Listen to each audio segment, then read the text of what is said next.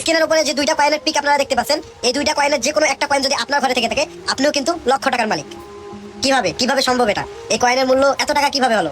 আজকে এই ভিডিওর মধ্যে বিস্তারিত সমস্ত কিছু বলে দেবো। ভিডিওটা না টেনে ভিডিওটা সম্পূর্ণ দেখে যাবেন, ঠিক আছে? এবং যারা যারা আমাদের ফেসবুক পেজ এবং টিকটক অ্যাকাউন্টে নতুন, তারা অবশ্যই আমাদের ফেসবুক পেজ এবং টিকটক আইডিটা ফলো করে দিবেন, ঠিক আছে? তো আমরা মূল বিষয়ে আসি। স্ক্রিনের উপর যে বাংলাদেশের 1 টাকার গোল্ডেন কয়েনটা আপনারা দেখতে পাচ্ছেন 1996 সালের, এই কয়েনের মূল্য কত? এই কয়েনের মূল্য কিন্তু আমরা এখান থেকে দিচ্ছি 2 লক্ষ টাকা করে। প্রতি পিস কয়েনের মূল্য 2 লক্ষ টাকা করে, ঠিক আছে? আর আরেকটা কয়েন যে আপনারা দেখতে পাচ্ছেন স্ক্রিনের উপরে, ওই কয়েনের মূল্য কত? ওই কয়েনের মূল্য কিন্তু আপনারা পাবেন 1,90,000 টাকা করে। আচ্ছা, আমি যে ভিডিওটা ডুয়েট দেখলেন এতক্ষণ, এটা হলো একটা মানে ট্রেডার, ওনার আইডির নাম হচ্ছে ট্রেডার রিসাত কিং। আমি যে ওনার সাথে ডুয়েট করছি, ওনারা হলো টিকটকে এক ধরনের স্ক্যামার, ঠিক আছে? এক ধরনের স্ক্যামার এগুলো। এরকম অহরহ রিসাত কিং, ট্রেডার, ব্লা ব্লা বহুত নামের ফেক ট্রেডার, ফেক স্ক্যামারগুলো ঘুরে বেড়ায়। কিসের জন্য? লাল পয়সা এক একটা নাকি 2 লাখ, ঠিক আছে?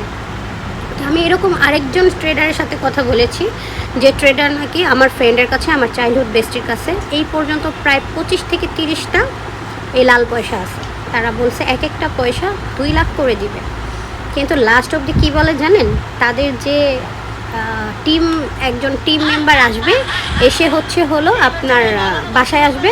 বাসায় আসলে তাদেরকে বাসায় আসার যে যাতায়াত ভাড়াটা, সেটা বিকাশে আগে থেকে দিতে হবে, ঠিক আছে? বিকাশে দিতে হবে 2,000 টাকা বাবু।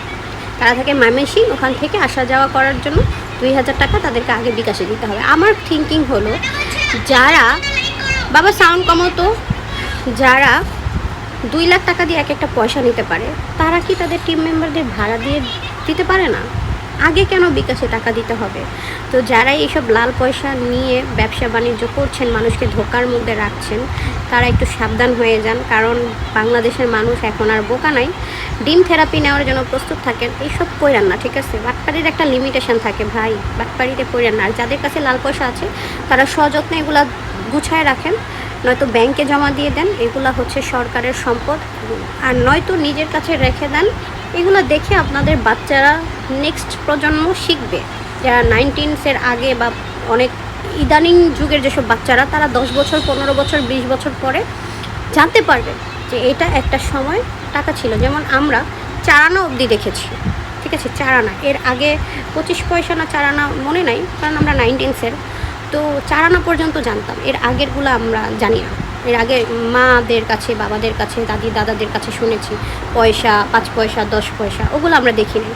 ওগুলো আমরা চোখেও দেখি নাই দেখতে কেমন, কিন্তু তারা তখন ওগুলো গুছায় রাখে নাই। তো এগুলো গুছায় রাখেন, কারণ যত যুগ যাবে এইসব ইতিহাসগুলো মুছে যাবে। এগুলো আমাদের একটা সম্পদ, একটা ঐতিহ্যটাকে ধরে রাখেন। ধন্যবাদ। তো আবারও বলছি, ওইসব স্ক্যামারদের হাত থেকে বিরত থাকুন, ঠিক আছে?